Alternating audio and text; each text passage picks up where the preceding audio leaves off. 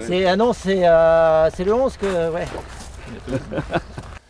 Les politiques et les vignerons se mobilisent contre une directive de l'Union européenne prévue pour 2016, à savoir la libération des droits de plantation de la vigne. Ce droit de plantation assure pourtant actuellement la qualité du vin en empêchant une industrialisation anarchique et donc une perte de qualité.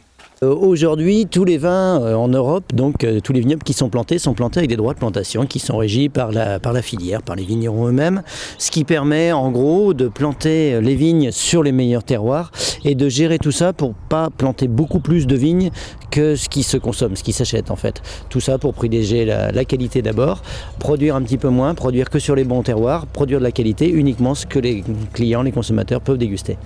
Alors en 2008, la Commission européenne est partie d'un bon principe en disant nos pauvres vignerons européens, ils n'ont pas les armes qu'ont les autres produits, les autres régions viticoles d'Europe, du monde pardon. Donc ils ont décidé de libéraliser. En gros, on fait comme en Australie, on plante de la vigne un peu où on veut et puis derrière on sera beaucoup plus compétitif pour aller vendre ce vin.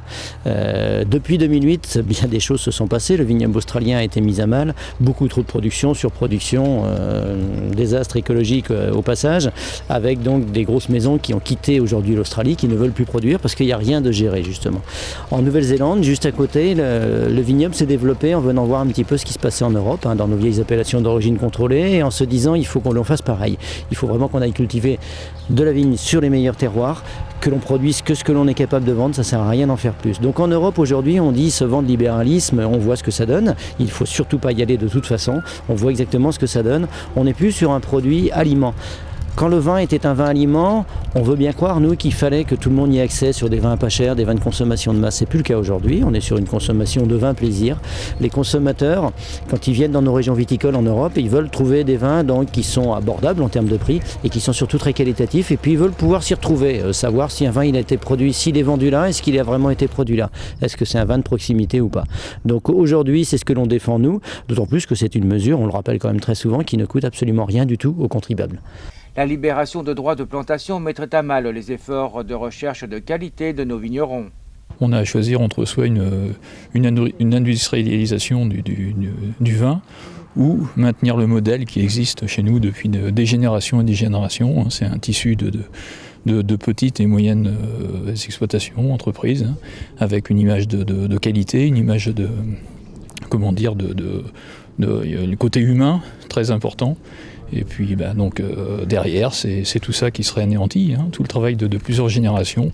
Et le consommateur derrière, c'est sa recherche de qualité, je pense, qui serait mise à mal aussi évidemment, derrière tout ça. Si cette libération était votée, les appellations d'origine contrôlée pourraient côtoyer les vins sans identification géographique. Si on laisse faire les choses, évidemment, on pourrait se retrouver avec une proximité, avec des vins d'appellation d'origine contrôlée comme on fait depuis longtemps, et juste à côté des vins sans IG, donc qui viendraient inonder le marché, et donc derrière, en termes d'image et de notoriété, un désastre évidemment. Ça tirerait l'ensemble des vins vers le bas, et le consommateur s'y retrouverait pas évidemment. C'est pas du tout ce que recherche le consommateur. Côté politique, la mobilisation est de rigueur pour empêcher cette libéralisation. C'est vrai que cette libéralisation des droits de plantation qui est prévue par la Commission européenne est dangereuse pour l'avenir de tous les vignobles de France, et je pense qu'il y a une mobilisation générale importante et nous sommes là pour soutenir notre vignoble vis-à-vis de cette décision sur laquelle il faudra revenir. Aujourd'hui, la problématique, elle est européenne, c'est de pouvoir avoir les droits de vote nécessaires pour infléchir cette décision.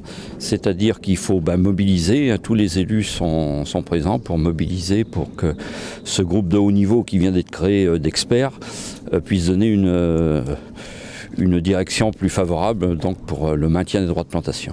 Aujourd'hui, on voit bien qu'il y a une confrontation au niveau européen entre les pays producteurs, dont la France, l'Espagne, l'Italie notamment les plus importants, vis-à-vis des pays du Nord qui sont plus libérales. avec la Grande-Bretagne. Alors aujourd'hui, pour avoir le droit de vote nécessaire, il faudrait convaincre le pays qu'est la Pologne, qui représente des droits de vote importants, puis encore quelques autres petits pays qui pourraient nous aider à maintenir ces droits de plantation. C'est vraiment important, c'est vital pour le vignoble de France et puis bien sûr le vignoble local. Une réunion décisive aura lieu le 14 décembre au niveau européen.